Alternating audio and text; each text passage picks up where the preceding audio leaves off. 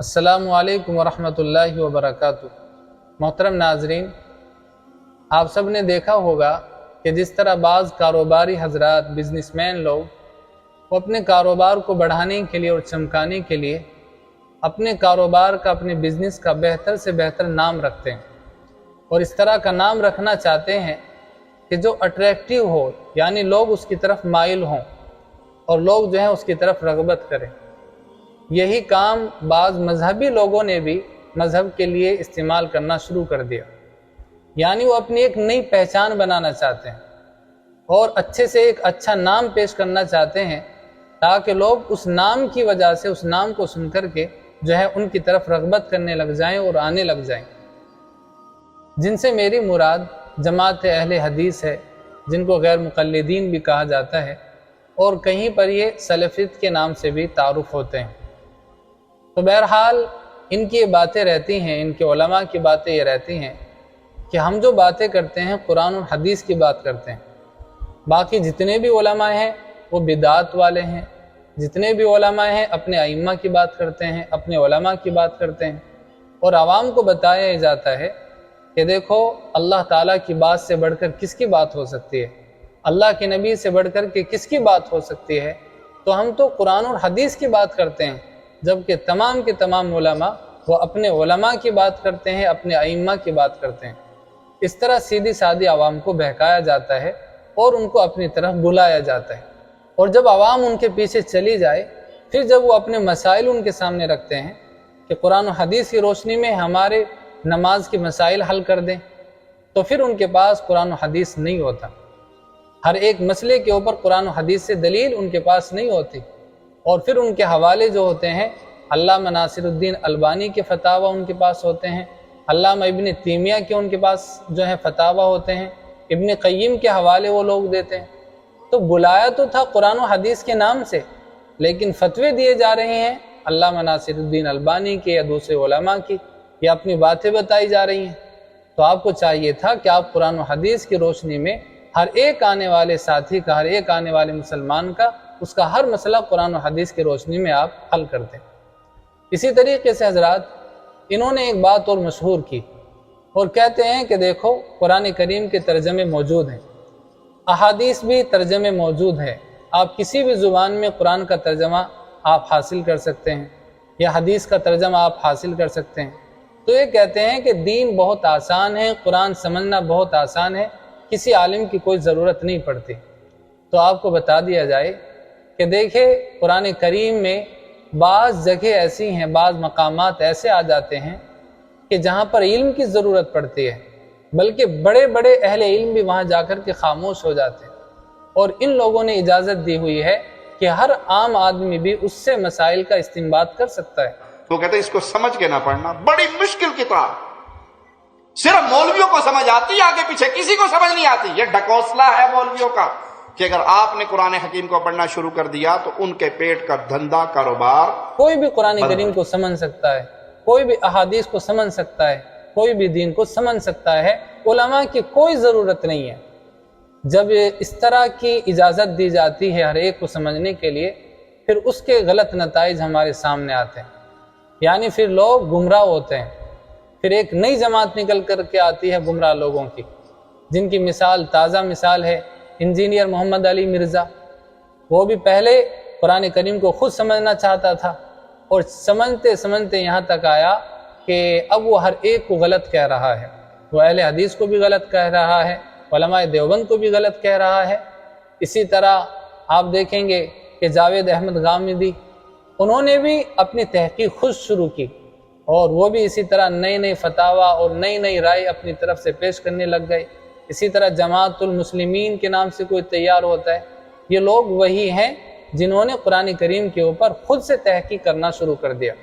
हालांकि होना ये चाहिए था कि जो अहले इल्म हजरात हैं, कुरान करीम में हुक्म दिया गया है फस्अलू अहल ज़िक्र इन कुंतुम ला तालमून, कि अगर तुम्हें इल्म नहीं है तो अहले इल्म से मालूम कर लिया करें।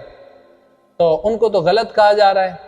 तो बहरहाल ये इस तरह आवाम को धोखा देते हैं और कहते हैं कि किसी आलिम की कोई ज़रूरत नहीं है। यह बात करते हैं कुरान और हदीस की, और कुरान और हदीस के मुकम्मल तौर पर दलाइल इनके पास मौजूद नहीं होते। اور کہا جاتا ہے کہ وہ لوگ ائمہ کی تقلید کرتے ہیں، وہ امام کی بات مانتے ہیں، ہم قرآن کی بات مانتے ہیں، وہ اپنے بزرگوں کی بات مانتے ہیں، ہم حدیث کی بات مانتے ہیں۔ دیکھیے ایک بہت بڑا دھوکہ دیا جاتا ہے۔ ہم جو ائمہ کی بات مانتے ہیں، ائمہ کی جو تقلید کی جاتی ہے، ہم کہتے ہیں کہ وہ اصحاب قرون کے زمانے کے تھے، تو قرآن کریم کے جو کچھ پیچیدہ مسائل تھے جن کے اوپر ہر کوئی مطلع نہیں ہو سکتا، نہیں پہنچ سکتا، تو ان مسائل کے اندر ان کا اجتہاد مان لیا جائے، انہوں نے جو تحقیق کی تھی اس تحقیق کے اوپر جو ہے اعتماد کر لیا جائے، لیکن یہ کہتے ہیں کہ انہی کی بات مانتے ہیں۔ حالانکہ آپ بتا دیں امام ابو حنیفہ یا امام شافعی یا امام مالک یا امام احمد ابن حنبل، ان کا کون سا مسئلہ ایسا ہے جو قرآن و حدیث سے الگ ہے؟ وہ خود کہہ رہے ہیں کہ ہماری جو تحقیق ہے وہ قرآن و حدیث کے مطابق ہے، ہم نے جو مسائل استنباط کیے ہیں قرآن و حدیث سے مسائل استنباط کیے ہیں، اور خود کہہ رہے ہیں کہ اگر ہماری کوئی بات قرآن و حدیث سے ٹکرا جائے اور قرآن اور حدیث کے خلاف ہو جائے تو اس کو دیوار پر مار دو۔ تو گویا کہ وہ کہہ رہے ہیں کہ ہمارا ہر مسئلہ قرآن و حدیث سے ہی ثابت ہے، اور اگر کوئی ایسا مسئلہ آپ کو نظر آتا ہے تو آپ اس کو واضح کریں کہ یہ قرآن کے خلاف ہے یا احادیث کے مقابلے میں ہے یا آپ کی اپنی رائے ہے، اس طرح کبھی بھی یہ پیش نہیں کریں گے۔ تو بہرحال ان کا پھر وہی دھوکہ ہے کہ لوگوں کو بلاتے ہیں قرآن اور حدیث کے نام سے، لیکن پھر جب ان سے مسائل معلوم کیے جائیں تو پھر ان کی اپنی باتیں ہوتی ہیں، اپنی تعویلیں ہوتی ہیں۔ مثال کے طور پر استوا علی العرش کا مسئلہ ہے، اللہ تعالیٰ عرش پر موجود ہیں، عرش پر مستوی ہے، ان سے معلوم کیا جائے تو جواب ملتا ہے قرآن کی آیت الرحمن علی العرش استویٰ، کہ اللہ تعالیٰ عرش پر مستوی ہے۔ پھر جب آپ ان سے معلوم کریں کہ باقی جو اتنی ساری آیتیں ہیں وَهُوَ مَعَكُمْ أَيْنَمَا كُنْتُمْ، اسی طرح جو ہے فَإِنَّمَا تُوَلُّوا فَثَمَّ وَجْهُ اللَّهِ، اسی طرح ایک آیت ہے وَنَحْنُ أَقْرَبُ إِلَيْهِ مِنْ حَبْلِ الْوَرِيدِ۔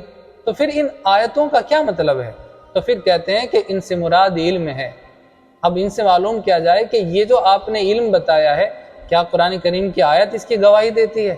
کیا کوئی حدیث اس کے طور پر حوالہ ہے کہ کسی حدیث کے اندر کہا گیا ہو کہ ان تمام آیتوں سے مراد علم ہے؟ پھر وہی اپنی تعویل پیش کرتے ہیں، اپنے علماء کے حوالے پیش کرتے ہیں۔ نام کہا تھا کہ ہم قرآن و حدیث سے مسئلے حل کرتے ہیں، لیکن یہاں پر تو اپنی تعویلیں بتائی جا رہی ہیں، اپنا علم بتایا جا رہا ہے، اپنے علماء کے فتاوی دیے جا رہے ہیں۔ 3 طلاق کا مسئلہ ہے، فتویٰ دیتے ہیں علامہ ناصر الدین البانی کا کہ حضرت نے یہ فتویٰ دیا ہے۔ تو یہ عوام کو دھوکہ دیا جاتا ہے کہ ایک ٹائٹل ہم نے رکھا ہے اہل الحدیث، اہل الحدیث، حالانکہ محدثین کی جماعت کو اہل الحدیث کہا جاتا ہے، جو احادیث کو جمع کرنے والے ہوتے ہیں، جو احادیث کو پڑھنے اور پڑھانے والے ہوتے ہیں، جن کو احادیث کا مطلب معلوم نہیں ہے، وہ ہر کوئی بن جاتا ہے کہ ہم اہل الحدیث ہیں۔ یہ بالکل اسی طرح ہے کہ لوگوں کو اٹریکٹ کرنے کے لیے، اپنی طرف بلانے کے لیے یہ اس طرح کا اپنے آپ کو نام دیتے ہیں۔ یہ بالکل دین کے ساتھ میں، اسلام کے ساتھ جو ہے یہ غداری کہلاتی ہے کہ لوگوں کو آپ جو ہے فتنے کے اندر مبتلا کریں۔ کچھ فروعی مسائل ہیں جن کے اندر اختلاف چلا آ رہا ہے، ان فروعی مسائل کی وجہ سے یہ لوگ کہہ دیتے ہیں کہ یہ بدعتی مسجد ہے، اور اپنی مسجد کو کہتے ہیں یہ توحیدی مسجد ہے۔ ان فروعی مسائل میں جبکہ ان کے پاس دلائل موجود ہے، صحابہ کے دور سے اختلاف چلا آ رہا ہے، صحابہ میں بھی اختلاف ہوا ہے، لیکن ان کا کہنا یہ ہے کہ جو بات ہماری سمجھ میں آئے وہی سب کو سمجھ آنا چاہیے۔ قرآن کی اس آیت سے جو مراد ہماری ہے وہی ہر کوئی اس کو ماننے والا ہونا چاہیے، ورنہ وہ بدعتی ہو جاتا ہے۔ جب ان کا مطلب نکلتا ہے تو یہ صحابہ کی بات مانتے ہیں، اور جب مطلب نہیں نکلتا تو پھر یہ صحابہ کو بھی چھوڑ دیتے ہیں، حضرت عمر کو بھی چھوڑ دیتے ہیں، حضرت علی رضی اللہ تعالیٰ عنہ کو بھی چھوڑ دیتے ہیں، خلفائے راشدین کو بھی چھوڑ دیتے ہیں۔ جب ان کے مطلب کی بات ہوتی ہے تو پھر کسی بھی صحابی سے یہ حدیث لے لیتے ہیں۔ بہرحال یہ ایک مکاری ہے، ہم سب کو ان سے محتاط رہنا چاہیے اور دعا کرنا چاہیے اللہ تعالی ہم سب کو مرتے دم تک صراط مستقیم کے اوپر قائم و دائم فرمائے۔